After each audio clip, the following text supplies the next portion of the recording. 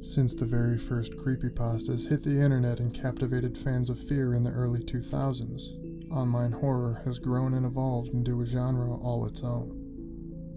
What began with stories being told in unique ways, and in its infancy, employing gimmicks to catch readers' attention, has grown into a section of the horror genre reserved for more traditional storytelling, with some of the most talented, underappreciated authors contributing to the ever-growing collection. But in recent years, creepypastas have leapt off the page, the written word being turned into something more, be it comics, podcasts, even film and TV shows. This video will cover all such adaptations and go into those currently in production. And to cap it off, I have a fun conversation with Mr. Brandon Scott, the star of what I consider to be the best creepypasta adaptation ever produced. These are creepypasta adaptations.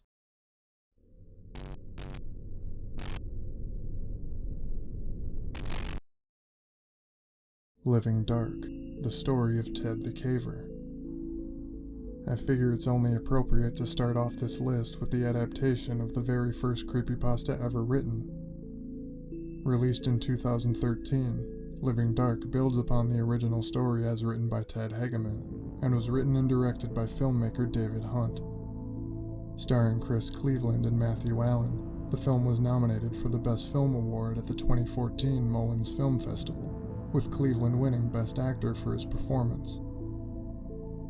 Writer of the original story upon which the film is based, Ted Hageman was pleased with how the film turned out, and goes into detail regarding his thoughts on the project in my interview with him, which you can check out in the very first episode of 100% True, here. Slender Man. One of the most high-profile adaptations to the big screen was 2018's Slender Man, directed by Sylvain White and starring Joey King, Julia Goldani-Tellez, and Javier Botet as the Slender Man himself. Whichever. The film was generally panned by critics, but it serves as arguably the most visible project a creepypasta property has ever been. Marble Hornets. Marble Hornets is a project that began on June 20th, 2009, that built upon and added to the Slender Man mythos. Created by Troy Wagner, Marble Hornets ran for 133 installments, largely centered around the character Jay, as he attempts to uncover the truth about what happened to a peer during the filming of a student film.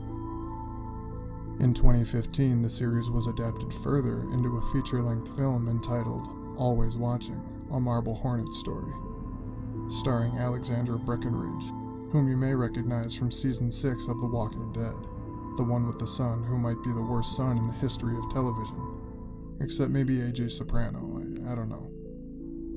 And continuing further yet, Marble Hornets has since seen a continuation in the official comic book series of the same name. Written by Troy Wagner himself with art by Jackie Reynolds, 3 issues of the comic have been released to date, and you can check it out at the link in the description. And you can see the episode of 100% True that goes into more detail on Marble Hornets right here. The Spire in the Woods. One of the most lauded creepypastas of all time, The Spire in the Woods, was optioned by iconic filmmaker Steven Spielberg, who has directed such classics as Jaws, Indiana Jones, and Jurassic Park, among many more.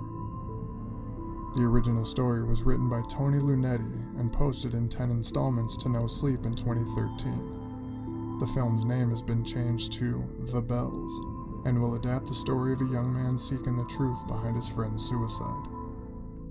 The original posts on Reddit have since been taken down, likely because of the adaptation. Due to COVID-19 and the nature of the entertainment industry in general, there hasn't been any news since the announcement 2 years ago, but it can be assumed that it is still going through the long, arduous filmmaking process. The Patient That Nearly Drove Me Out of Medicine. A similarly high-profile adaptation that hasn't revealed much, if any, progress since the initial announcement is Jasper DeWitt's The Patient That Nearly Drove Me Out of Medicine. Toward the end of 2018, Variety announced that Ryan Reynolds and his production company Maximum Effort, shout out to all the Deadpool fans, were going to be producing the adaptation. The Russian Sleep Experiment. One of the most widely known creepypastas of all time, 2010's The Russian Sleep Experiment, is kind of an odd instance. The story about a 1940s medical experiment in which 5 subjects are kept awake for 30 days has gone on to become a bona fide urban legend, but no one knows who actually wrote it. Despite this, numerous adaptations have sprung from it.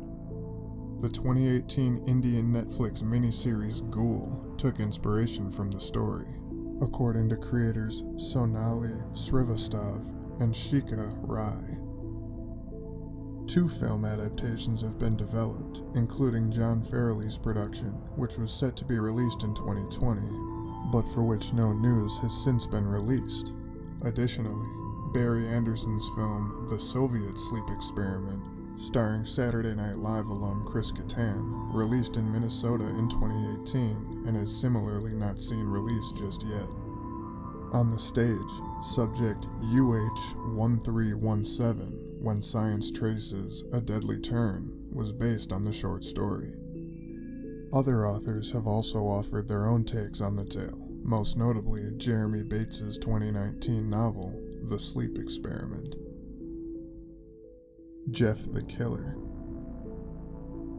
Jeff the Killer, despite being one of the most recognizable faces in the genre, has had a surprising lack of any mainstream adaptations. A short film entitled Go to Sleep was released on YouTube in 2016, and a number of similarly unlicensed adaptations have found their way online as well. Due to the character of Jeff the Killer being a licensed piece of intellectual property as owned by Jeff Case, otherwise known as Saussure, the only official adaptation is the one that is being developed by Case himself, although progress seems to have slowed in the last year. Brassica. Another fairly high-profile adaptation of one of the most beloved no-sleep stories of all time was Brassica.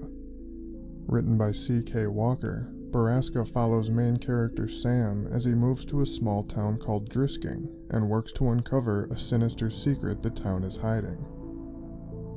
The story was adapted into an exceptionally well-done podcast that starred Cole Sprouse as Sam and was produced by Q-Code Media. Miss Walker is currently in talks to adapt the story to the screen, which you can hear directly from her in the interview we had right here. Channel Zero. And finally, the most complete creepypasta adaptation production there has ever been, Channel Zero. The series ran on the Sci-Fi Channel for 4 seasons of 6 episodes each from 2016 to 2019, and was created by, and had each season premiere written by, Nick Antosca. Each season adapted a different creepypasta. The first season was an incredibly well-done adaptation of Chris Straub's Candle Cove, which details a group of people recalling a strange TV show they watched when they were children, with Antosca telling me that he found Straub's capturing of the thing from your childhood that you half remember to be fascinating, and wanted to build upon that. Season 2 brought the No End house to life, with Antosca bringing the story of a very unique haunted house Halloween attraction to life in the most psychologically horrifying of ways. Season 2 starred, among others, the unbelievably talented John Carroll Lynch. Season 3 began with one of the most famous and most horrifying ideas in all the entire internet horror genre, Stairs in the Woods. From there came Butcher's Block, starring horror icon Rutger Hauer. And Season 4, in my opinion the undisputed champion of creepypasta adaptations, The Dream Door. Starring Brandon Scott and Maria Sten, the story adapted from Reddit user u/avoids, entitled, I found a hidden door in my cellar, and I think I've made a big mistake, dives into the relationship between the 2 main characters, something that is only hinted at in the story, and something that creator Nick Antosca told me he wanted to explore more, having at the time just met the woman he is now married to. Channel Zero Season 4 also brought a new character into the horror zeitgeist in Pretzel Jack, a character whom we will be eternally unlucky if we never see again. I actually had the pleasure of sitting down with Brandon Scott for an interview, one that was recorded back in 2019, and was actually my very first interview ever. So I welcome you to listen to Brandon's fascinating insights into the genre in which he has made a name for himself, while I bumble through questions and do my best not to sound like the most awkward fanboy at every Comic-Con. Please welcome Brandon Scott. Alright, I'm here with Brandon Scott of Blair Witch and Channel Zero fame. How's it going, Brandon? What's up? It's going well. It's going great. How you doing? Doing alright. Nervous. Nice. Haven't done many interviews. Hey, me either. We're in the same boat here. Alright, cool. We'll learn together. Yes, sir. Alright, so this is 100% true. The history of creepypasta and internet horror, and basically I figured you'd be a good person to have on because you literally brought some of these stories, of which I'm giving the history, to life. Oh, dope. Yeah, so what was like your introduction to horror? Like, are you like a horror fan, or were they just kind of projects you just happened to take?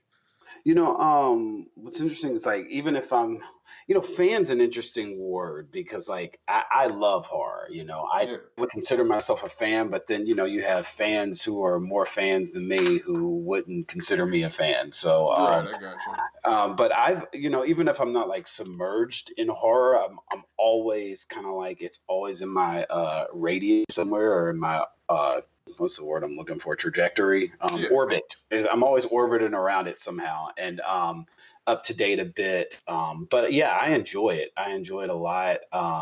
Actually, me and my brother, we grew up watching we watched every Friday the 13th, every Nice. Nightmare on Elm Street, Reanimator, Hellraisers. We grew all up the on classics. all those classics. Yeah, and it's so funny because my brother used to always say I would go around like quoting Freddy Krueger all the time. I don't remember it that much, but so yeah, I grew up on it, and yeah, I'm still a big fan. I would say I'm a fan, but again, I don't want to offend any. Right, the horror community is a fickle bunch for sure. For real. Could you pick a favorite if you had to? A favorite horror movie, horror show? Yeah, that's a good one. I loved The Witch recently. Oh yeah, definitely. That's like a modern classic. I thought the storytelling and the acting and the score of that one, because I'm a big music or like sound geek, and Yeah. so that like score was really so haunting. I actually really enjoyed Midsommar recently, but of all time, maybe The Shining. Oh yeah, Um, for sure. uh, Midsommar, it didn't work for me. I think Ari Aster is an incredible filmmaker, and I think like because with Hereditary, even it had like all the components that I look for in a horror movie, but just it didn't equal the sum of its parts for me, unfortunately. I feel you there, yeah.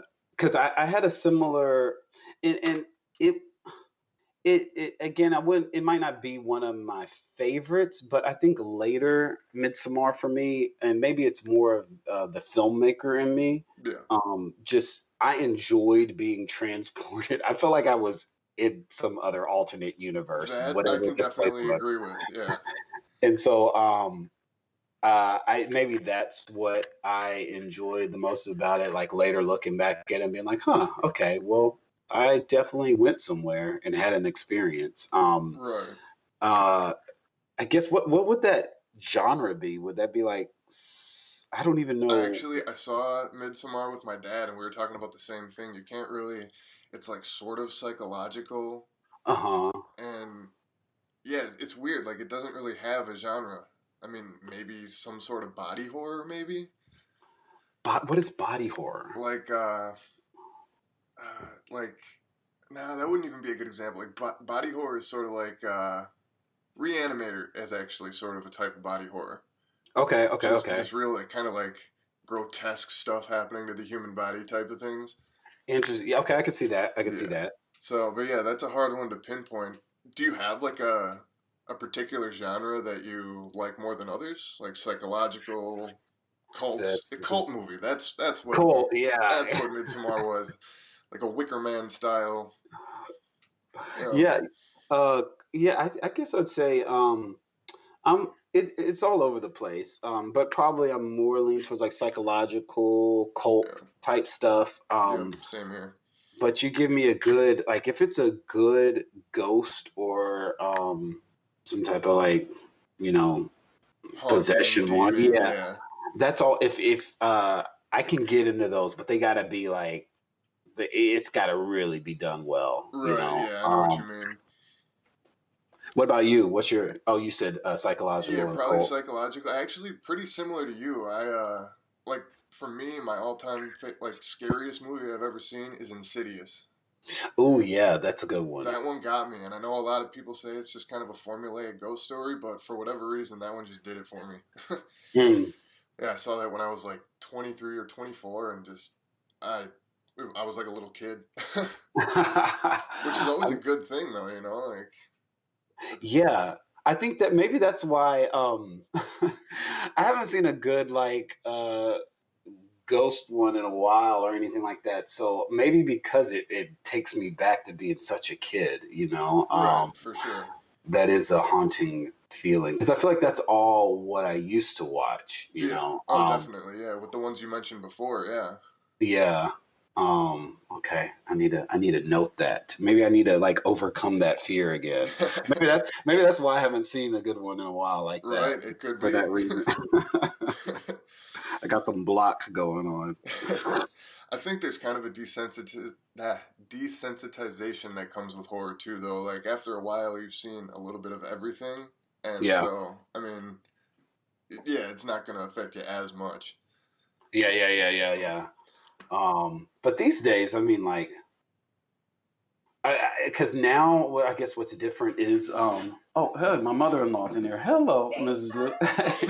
Oh, that's okay. um, uh, yeah, the family's over, but Hi, Brandon Scott's family.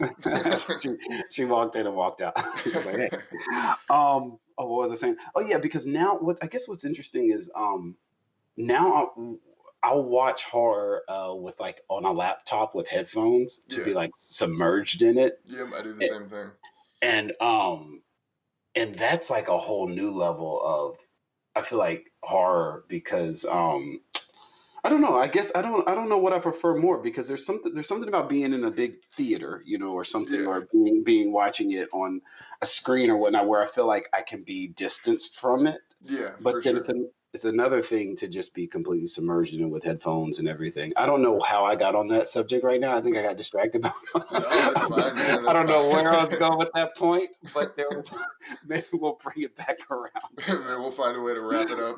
Exactly. We'll bring it back.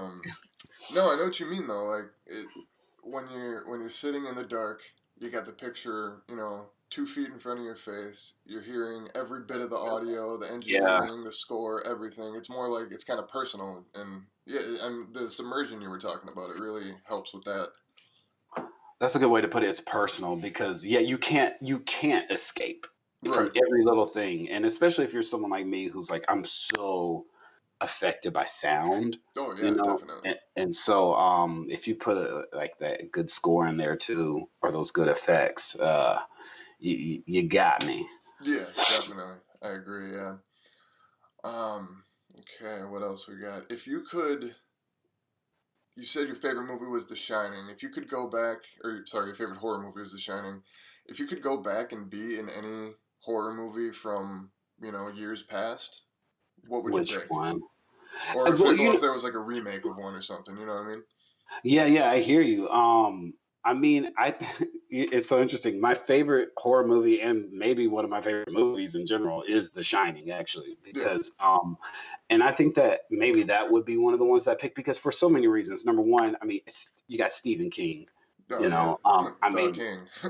exactly, and then you have oh God, how am I blanking on his name right now? The director, Kubrick. Kubrick. Yeah, you have freaking Kubrick, Stanley Yeah. Kubrick, and then it's as a script, as a character. I mean, Jack, you know, like Oh yeah. all that is just. I mean, look, I'm not going to even compete with Jack Nicholson, but but even the behind the scenes, like I know how I've heard a lot of stories of how stressful the shooting of that was. Yeah, with Um, like Kubrick and Shelley Duvall and stuff. yeah, Yeah. but I don't know. I mean, like, I just feel like I would geek out to be able to be a part of to either to go back in time and shoot with Kubrick, Yeah. and or to if they made a remake to do some type of updated, I don't know, version of it. Yeah, for sure. That I think that'd be a lot of fun. And then also like it'd be fun to do something one of those. I also love just like fun horror, Yeah.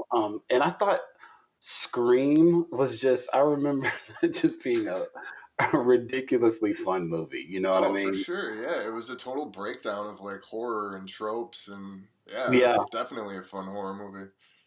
and and it just seemed like everyone in it was having so much fun themselves, and Yeah, and that so was.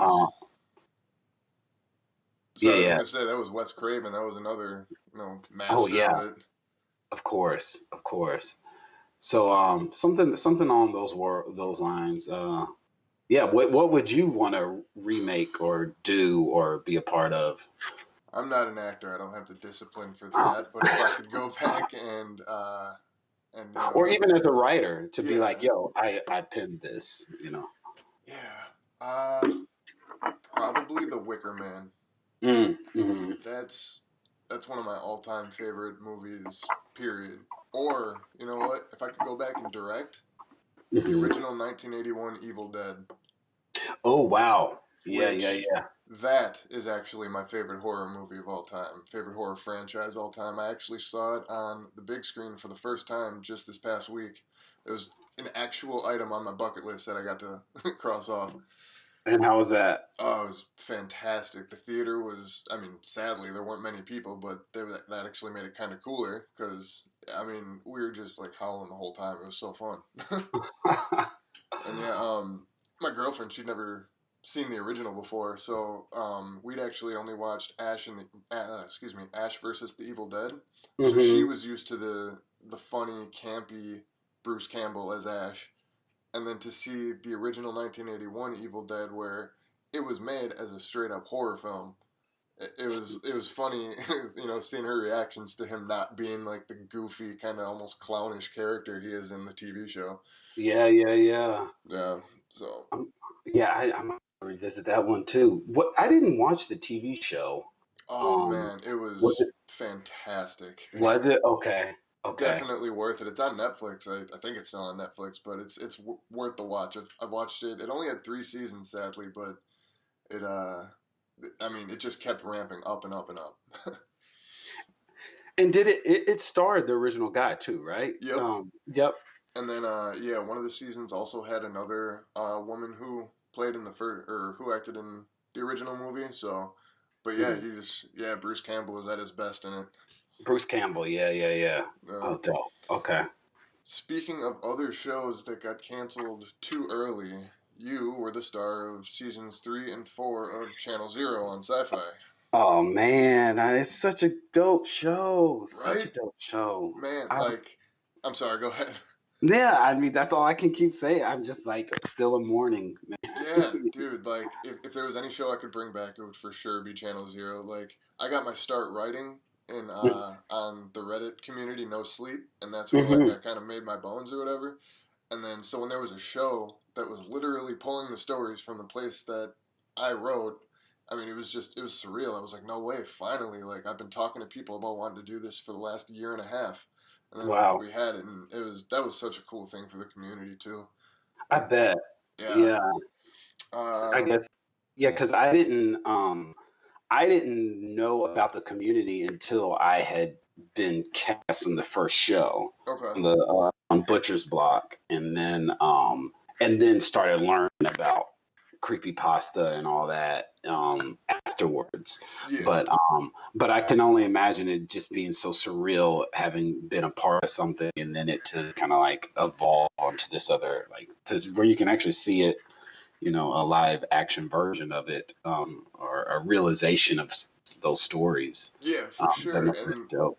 yeah, and there was also like sort of like a I don't want to say competition, but just knowing that people were, the people who are making these shows were looking at, we're going on to No Sleep and going through stories. It just made everyone want to write even better and just, put out their best work that they've ever put out, and which was just awesome.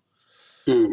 And yeah, I actually know a couple of the people, like the first season of Channel Zero, Candle Cove. I'm going to be doing an interview with Chris Straub. I'm going to be doing an interview with him, and then season 4 was Carrie Hammond. I'm hoping to talk with Carrie also. And so yeah, it was really cool. So were you part of this community like from like the beginning or in the early stages, or how'd you hear about it? How'd you feel? Well, I got my start on No Sleep in 2000, like late 2015, early 2016. I was just kind of, I remember actually I was sitting in bed thinking I haven't seen an actual scary movie in a long time. And then I started like looking up, trying to find horror movies I maybe hadn't heard of. And then I eventually came across short horror stories online. And I started reading those, and I was like, I think I could do this.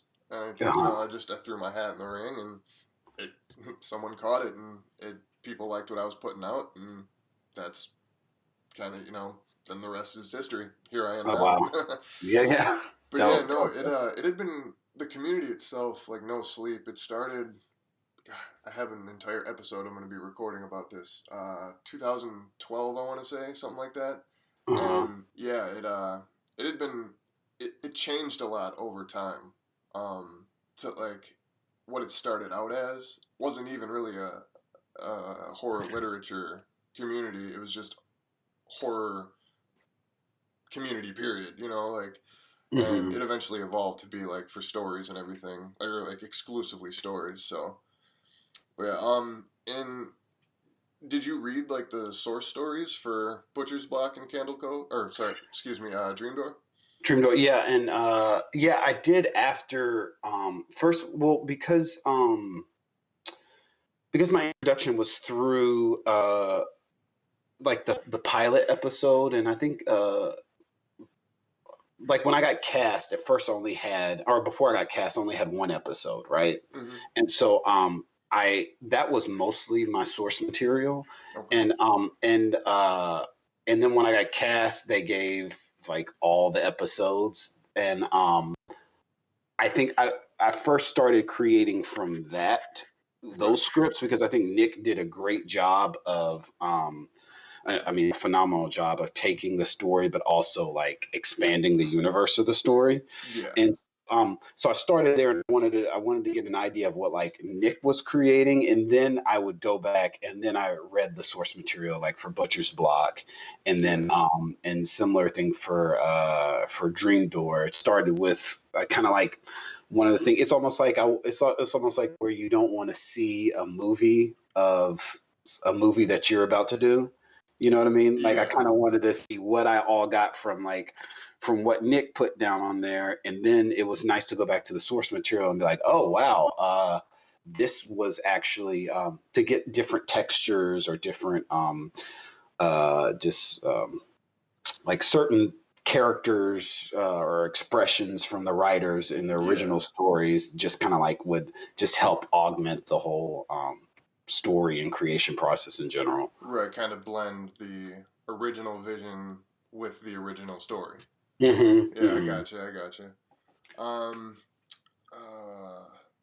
then it was also cool to just like, again, just to go down the fandom of the original stories too, checking out the comments and stuff. And that also just like, it got me excited because, it's one thing to do a project, and it's going to be part of like, let's say a certain community or it's going to have a certain following or whatnot, but then to kind of like know to get excited, because I realized how excited the fans already were for just the whole like the original stories.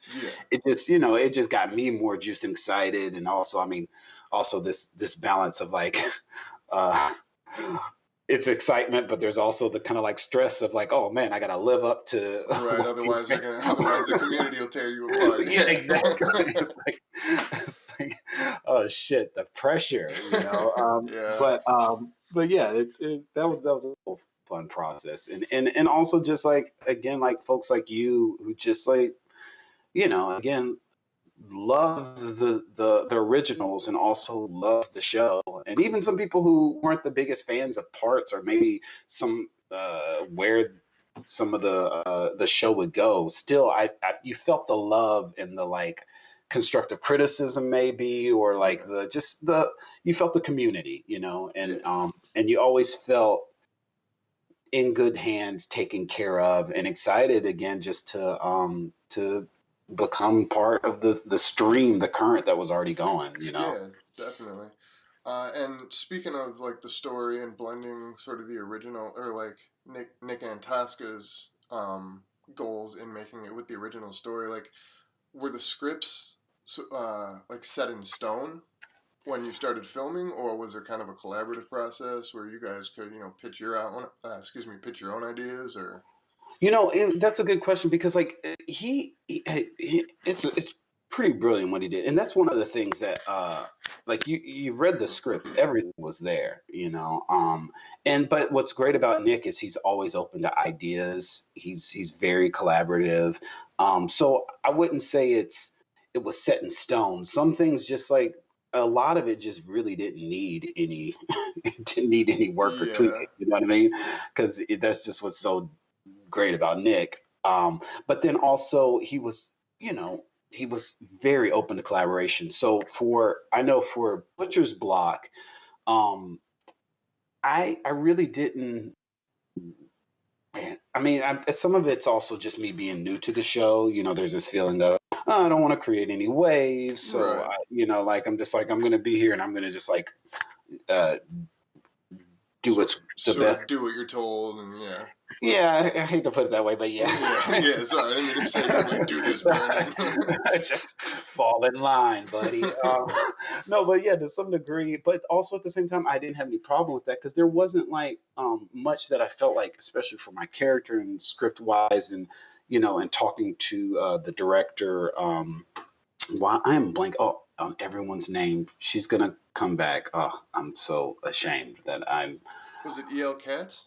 No, that was Evan was fourth season, third season. Butcher's Block was directed by oh Let's gosh, her see. name. It's on the tip of my tongue. Anyway, it's gonna come back. Uh, but talking to just discussions with her, we like everyone was already on the same page. Yeah, Now, I know that like Rutger and Nick would have like a lot of conversations, and I yeah. think that and that's how Rutger works, and he's freaking brilliant in Oh everything he man, does. You know, I totally blanked on the fact that Rucker Hauer was in Butcher's Block. How was it working with him? That must have been awesome. it was. I mean, it was surreal because it, yeah, I mean it's freaking Rutger Howard, Yeah, and I didn't have as many on set or like scenes with him, yeah, but he was always on set. He was so part of the process. Like even when he wasn't even shooting, he'd just come and watch and chat yeah, but uh went on days when I would come and he was also shooting, just watching his process was amazing. And then just he would share stories about he was so inspiring, and I think this is part of the reason why on fourth season I came back and was like, you know what, I just want to I want to ask more questions. I yeah. felt like and everything, I still thought everything was the scripts and everything was awesome and everything was set, but I felt like me and Maria and Evan, again, it was very collaborative also. Just we were like we had more ideas, let's say, to add to it, Yeah.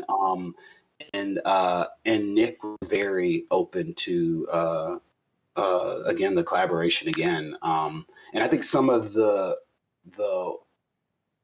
I feel like Rutger, like it was great to watch him. I mean, but he has the weight in the body of work to kind of like Yeah. to do that and to ask questions and to like suggest things.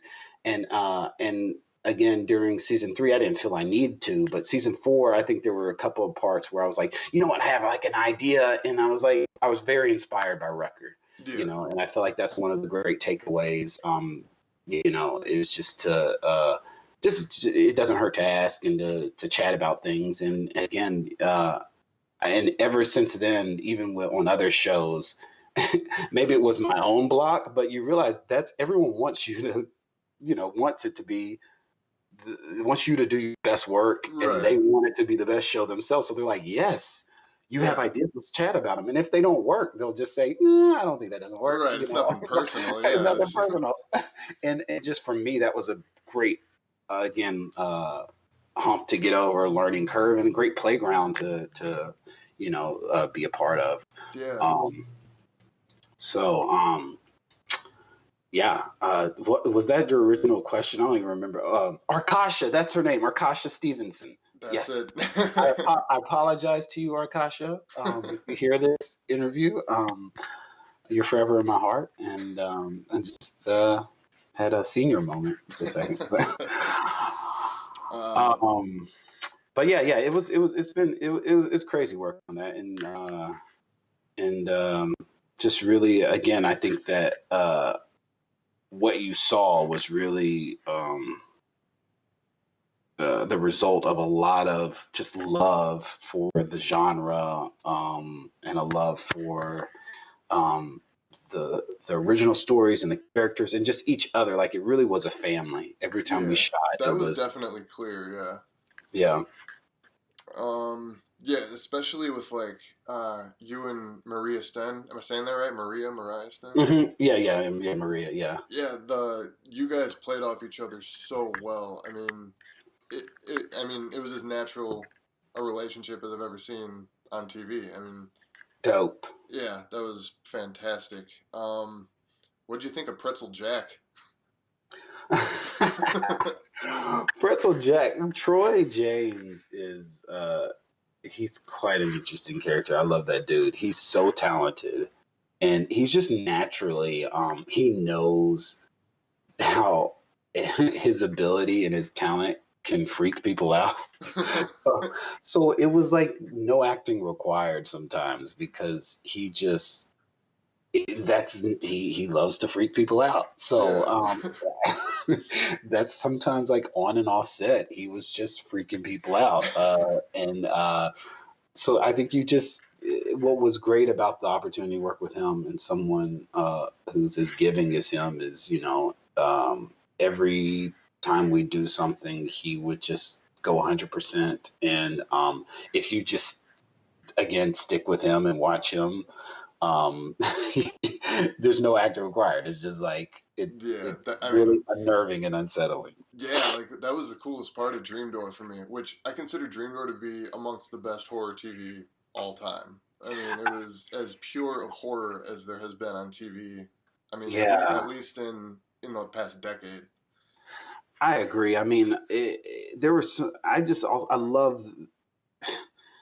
I don't even know how to, like, I'm over here like gesturing a lot because I'm like, how do I put this into words? But it's just everything fit together so well in terms of you have the horror aspect, but then you have the horror from like such a human situation, and just the whole idea of imaginary friends, protectors, loved ones, husbands who think that they're the protector, monsters in your closet, literally, and also, figuratively. It's just like all the themes just blended together so well. And I think just the whole collaboration, it's fun at times, it's humorous at times, it's silly at times, but it's also scary at times. And which is necessary for good horror. There needs to be certain points of levity, because if it's just constant, non-stop scares, they stop being effective. Exactly. And like you said, it had that perfect balance. Yeah, and I think that just again, you start with Nick, who's like a wonderful human being creating these great scripts, and then bringing on Evan, which I think was the such a great director to work with for this. You Yep. know, because I don't know if you've seen his other movie, Cheap Thrills, that he did. I have seen Cheap Thrills. I did Cheap not Thrill. know that that was his film. Yeah, he directed that, and it's just like this interesting tone, Yeah. and I think he brought that to this, and then again, like he also created a great playground, like what you were talking about for the relationship between that we created with Maria and I created. Evan was very instrumental in setting the playground for that, and like just you know having us create playlists for each other and all these things, and then Yeah. like we would have these crazy. It really was like summer camp, man. At times, we would Yeah. just like sitting around a campfire, just like chatting about what tomorrow's work is going to be. Yeah. That's awesome. Yeah, it was a lot of fun. So I'm glad that you really enjoyed season 4, because it was fun shooting it, and I just like I just love the whole back to your original bringing something up. It's just so sad it's not on TV anymore, because every Yeah. season was so unique and interesting, and I think well done. Yeah, I agree. I think there was sort of almost endless possibilities for where the show could have gone. Yeah, Like, yeah, I mean, there's hundreds, there's thousands, tens of thousands of stories. I mean, not even just on No Sleep, but just over the entire internet. And I mean, just so many unique authors and perspectives and stories and just ideas that, yeah, like Channel Zero was the perfect platform for those. yeah. I think someone else. I wouldn't be surprised if someone else, picks it up, or Yeah, some, whether it's Channel Zero or does the same thing of. yeah, for sure. Well, that's kind of what's been happening a lot. There's been a lot of stories have been getting picked up. I know Steven Spielberg just picked up one of the more famous ones, The Spire in the Woods. Oh, really? Yeah, Wow. and then Ryan Reynolds, uh, his I think it was his production company, or he's somehow connected to an adaptation of another. I can't remember which one he's doing, but maybe the Russian sleep experiment. Uh, Mm. I don't know, maybe one of those. I don't know. Um, Yeah, I heard something about that one's getting done. yeah, Um, I know the issue with that one though is that no one knows who wrote it. oh, even creepier. Yeah, like there's been. I mean, for you, it's obviously it's one of the most well-known creepypastas all time. Um, no one's been able to do adaptations of it because, I mean, I've done my research too. Like, it, there, there's no sign of the author. It was just posted somewhere one day and never followed up on. Which, like you said, that totally adds to the creepiness and realism of it. Which was obviously the initial intended purpose of creepypastas was to be like a, is this real or is this just a story type thing. Oh, wow. Yeah, so, but yeah, I always just thought that was interesting. Like, I wonder if this guy even knows, or guy could be a woman, I don't know, but I wonder if this person even knows, like, that their story is, considered one of the best in its genre of all time. Like, that's crazy. Maybe they'll come out of the woodworks once the movie's made. Yeah, right? Like, I'd like my cut, please. Exactly. It was I. Right? Like, I wouldn't be surprised if several people come out of the woodwork Exactly. like, I wrote this. It was a whole lawsuit. Oh. Yeah, right? Yeah, uh, this. Yeah, I mean, I really, and I'm not even exactly sure. I mean, I guess the reason why I didn't keep going was just numbers, and I feel like in this, it's also because it's this transition period between, well, because I feel like this is an industry wide thing going on about everything's moving online, mm-hmm. and Oh, it's this definitely. kind of like in this weird period of between, well, it's on a and not a network, like a cable show where they expect a certain type of viewership, but then also I wonder what the numbers are online compared to actual live viewing, and whether eventually, once everything is just online through separate Yeah. individual channels, whether it'll make more sense there. Yeah, definitely. Because, yeah, like, Nielsen ratings, I don't feel are accurate anymore. Yeah. Because like you said, you got to take into account like next day viewing, DVR viewing. I mean, even like pirating. Yeah. Like Exactly. that's an issue in and of itself. But I feel like taking into account the numbers, that, however illegal it may be, would give studios an idea of a more accurate idea of how many people are really interested in a certain show or movie, or you know what I mean? Hmm. Yeah, so it's a tough situation, I think, because like you said, it's like we're right in the middle of there's still TV, but now everyone's cutting cords. Yeah, exactly. And I mean, soon I feel like, you're starting to hear rumblings of, I mean, that's why a lot of movies they'll come out, but then they'll also you can get them on demand and on DVD. I mean, Yeah, yeah, I guess you can stream them at the same time. So I feel like we're in a weird transition phase where it's trying to figure itself out and yeah, what it wants to be, and unfortunately, certain things aren't making it through the transition. You know. yeah. Yeah, that bummed me out so much because I don't remember if Channel Zero, if it was announced that it was canceled before or after Dream Door came out. I think it was just slightly after. And I remember watching the first episode or two of Dream Door, and I was just like, "Holy shit!" Like this show is unbelievably good. And then I think it was like right soon after that, like a day or two after that, I heard there won't be a season 5, and I was like, "Come on!" Like, Yeah. And I and Yeah, and people are still discovering it now, yeah, I know it's going on to Shutter, and then if it had something like a Netflix or whatnot, or to just again with a wider reach, I'm sure it would just be a hit, yeah, for sure. or I want to believe, but I'm excited as Shutter and that people can just can see Yeah, it I mean, and yeah, like stuff. anything that gets it out there more, yeah, it's definitely a plus. Yeah. Um, what are you working on now? Now, gosh, what am I working on?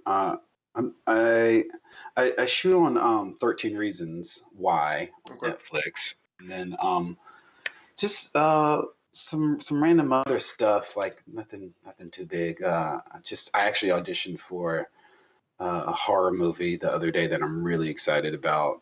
So fingers crossed that comes through, nice. and then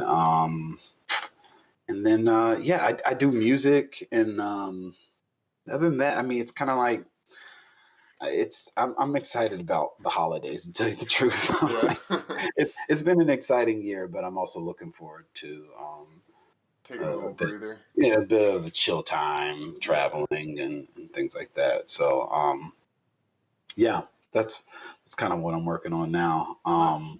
How about you? How's the writing? It's going well. I'm actually compiling all of the stories I've written between 2015 and now into one huge book. It's right now it's at like 1,200 pages. So I'm gonna be putting that out. Whoa, Yeah, I'd be happy to send you one if you wanted one. please, yeah. How many stories have you written? Oh wow. Okay, that makes Yeah, I write really short stories, like yeah. generally 3,000 words ish is like the average, I'd say. Uh huh. But I mean, I have other ones like Daughter's Drawings. That one, I think, Yes. I think Yes. that it's got to be well like about 20,000 words, I think. Uh-huh. Um, total amount of stories, I'd have to. I mean, easily 100. And do you have what's your process? Like, or where do these come from? Or Honestly, if you were to go into my phone and go into reminders, I uh-huh. have like I mean, there's probably 2,000 old reminders like that are completed that are just like 2 to 3, 3 to 4 word little descriptions of an idea that I have when I'm driving and something just pops into my head. I'm driving by, Wow. I see something on the side of the road.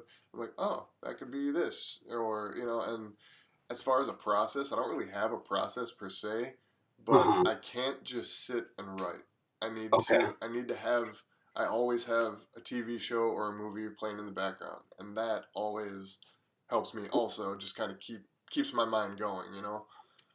Interesting. What is that? That doesn't distract you. It actually keeps it. Keeps it. Well, it's a fine line because I have to put on something that I've already seen if I'm really Hmm. trying to get some work done. Hmm. Because if it's something I haven't seen, it's something I'm liking, then yeah, Hmm. I won't get a single word out. But yeah, no, generally I'll put on, I'll have like a playlist, like Channel Zero I'll put on a lot, honestly. I guess that's similar to like some people write to music. I guess it's like Yeah, that's your music. That's your, it really is, yeah. And the thing is, I don't listen to much music at all. oh, really? Okay. Yeah, and I used to. I always had music going, but now, for whatever reason, over the years, it's changed. Now I just always have TV going. Oh wow. So yeah.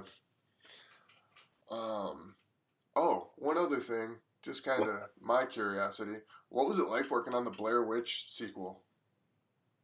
Oh, that was it was gosh, I haven't thought about Blair Witch in a minute. It was well, it was.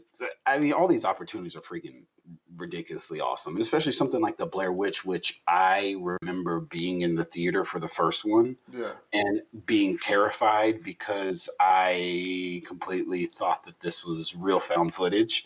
Yeah, like it was the first. Well, not the first, but it was the one that, brought it to the forefront. Yeah, I guess it was the first for me. I don't think I had. I mean, I really want to say I don't think I had ever seen anything like that, Yeah. and I had never been so duped and part of a marketing campaign that I just remember when I found out that it wasn't real, I just breathed a huge sigh of relief.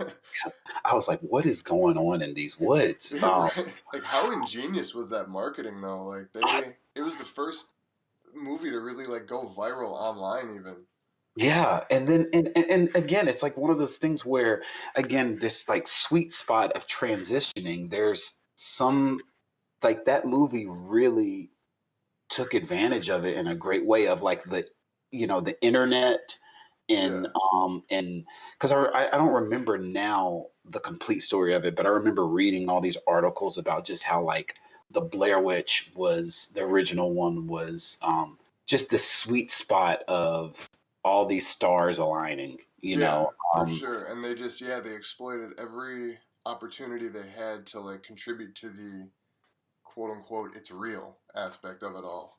yeah, because again, we didn't have it was like there was a way for something to go viral, but not we didn't have the technology for us to like fact check the Yeah, for sure. viralness of something. And so and then yeah, so then when later 'cause actually we didn't I when we were auditioning, we didn't know, or I know I didn't know it was the Blair Witch. And so Oh, that's right. Yeah, I remember being in the theater and seeing a trailer for a movie called The the Woods. woods, yeah. Yeah, and And I leaned over and I was like, we have to go see that. And then, a couple months go by, we're in the theater again for another movie, and we see the trailer again and it says Blair Witch. I'm like, no fucking way. yeah, man. I got I mean, so hyped. we didn't find out, or I didn't find out until after getting cast. And then they brought us into Lionsgate and were like, so just so you know, this is actually a Blair Witch movie. And Oh, we were no like, kidding. what? And so that was really that already was from the jump was exciting. But then Yeah. what's funny is then we start shooting and I'm like, wait, didn't they like really during the first one put these people in like the woods and Yeah, so right? I'm starting to get nervous because I'm like, what did I sign up for? Because I didn't, again, I didn't ask any questions. I was just like, yeah, Right. I'll do what I'm told. So I kind of got a little nervous at first because I was like, what? Who knows what they're gonna do? They might, And then Adam Wingard is the director, and Mhm. he's a character. He's awesome. But I was just like, if someone's gonna throw us in the woods, Adam Wingard would throw us in the woods. You know what I mean? So once he came along, you were like, all right, this really might be happening. I was like, well, if this is gonna really happen, at least it's for the Blair Witch. Right. No, but that lasted like a little bit of time. And I was like, okay, no, this Yeah. they're gonna do this like like a movie, and Yeah. and it was cool. I mean, like we had a lot of time, a lot of fun on set. We bonded. It was being in the woods like that. I mean, shooting is quite a process in itself. Yeah, you got to rely a lot on sunlight, I'm sure. Sunlight, maintaining the environment, just like there were mountain lions and stuff that we had to watch No out kidding, for. really? Yeah, because we Uh, shot up in Canada, oh, okay. Yeah, I and was just about to ask that. we didn't we never saw any, but I think there were a couple of days where we came in and they were like, well, they said they spotted a mountain lion over there, so blah blah blah. Yeah. But yeah, it was just, again, it was really dope to be a part of that mythology now, Yeah. and so I really hope that I know there's a game coming out, a Blair Witch game, but I really hope that they do something else with that universe and it takes off, because I really think it's a really cool, the whole story of like Rustin Parr and Yeah, for all these sure. things. It's like some cool mythology. Yeah, like there's a lot of room to build out. Yeah, yeah. Yeah. All right, awesome. Is there anything else you want to say? Any shout outs you want to give? Anything like that? Shout outs. Oh man, I like to shout out to my mom and dad. Nah, man. Yeah, shout out to all the fans for always being supportive and so loving and into what we're doing. And yeah, thank you for all the support, and let's keep it going. And yeah, thanks. I'm so glad to finally get to chat with you via Skype. Yeah. And yeah, man, let's do it again sometime. Yeah, definitely. I appreciate it. I think I can say, hopefully, on behalf of the whole, horror community, thank you for all the work you've done in the genre. Oh, no problem. I'll hopefully continue to keep making y'all proud. We I'll hope try the same. cool things. All right, it was really great talking to you, Brandon. I appreciate it, and I agree. We got to do this again. Yeah, anytime. Holla at me. All right, take care, man. Okay, you too. Later. Peace, man. All right, bye.